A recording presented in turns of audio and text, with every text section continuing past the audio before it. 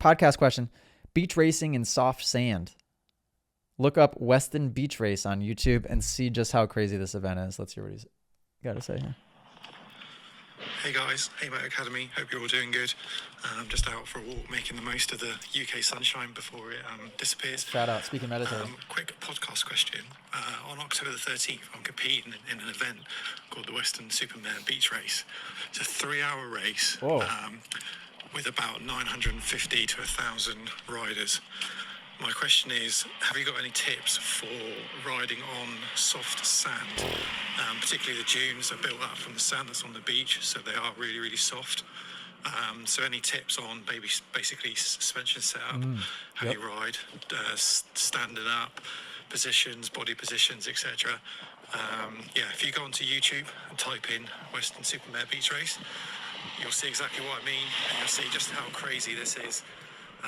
You have like a mile straight up the beach, and then you come back down the beach over dunes, obstacles, etc. So take a look if you can. But yeah, any advice you've got will be great. Cheers. Thanks. Bye. Shout out Mark24. I think CR Luke. I was just thinking of CR Luke, and he commented on this. I've done Weymouth a couple of times. I slide my forks to keep the front end light, trying to stay off the back brake. Real quick advice. Sand tire. Get it, invest in it. Absolute biggest difference you can make on a bike while riding the sand, get a sand tire. Change the sag setup. Let's do a quick example. If you're used to running 105 for the sand, go to 110. Squat the rear just a little bit more. Number 3, maybe go slightly stiffer. Go a few clicks stiffer in the front, go a few clicks stiffer in the back. You want the bike to float a little bit more. Not super significant, but could make a difference.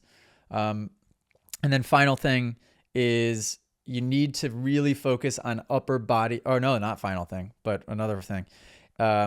Really focus on upper body stabilization and be okay with lower body sloppiness. So the bike is going to be floating and drifting everywhere. And as long as the upper body stays still, that's all that matters. Let the bike do its thing underneath. If you try to fight it with the upper body, you're going to be wrestling a bear the whole time. So really create that upper body separation by having good posture so that the lower body can do what it needs to do. Final thing, and this is extremely important, the sand is your brakes. My guess would be that on the track that you're riding, you might not have to use the brakes at all. You're going to use the letting off of the throttle to act as your brakes. So practice that. And remember, you're not going to go from 80% throttle or 100% throttle to 0, because that would be like throwing a parachute. You really want to modulate throttle and know that that is your brakes. You very, very likely will not need front or rear. Yeah, simple as that. Go through that checklist and you'll be in a good spot.